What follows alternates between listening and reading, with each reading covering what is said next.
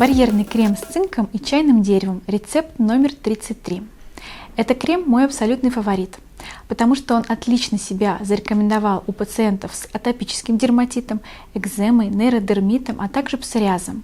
И что немаловажно, в обычной повседневной жизни он также отлично работает. Например, при пеленочном дерматите, либо контактной аллергической реакции, либо просто непонятное пятно, которое возникло в самый неподходящий момент. Вы можете смело рассчитывать, это будет ваш верный помощник. Почему же этот крем так отлично работает? Благодаря своему активному составу, в который входят микроэлементы, такие как цинк, медь, марганец, а в синергии с маслом чайного дерева, которое считается самым мощным противовоспалительным и антисептическим компонентом, который при этом не нарушает микробиом кожи, что очень важно при использовании антисептических средств, вы получите эффект здоровой, чистой кожи, без видимых покраснений, шелушений, без явлений воспалений.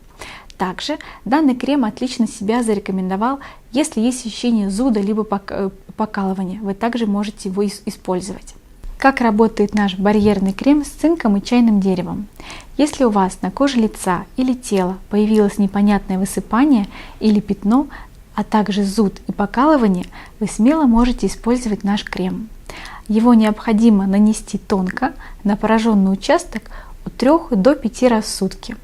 Обычно 3-5 дней этого достаточно, чтобы наступил тот самый долгожданный отличный эффект. Не бойтесь в составе цинка. Он не иссушит кожу благодаря тому, что помимо микроэлементов и масла чайного дерева, в нем содержится масло подсолнуха. Оно дополнительно увлажнит и смягчит кожу в месте поражения.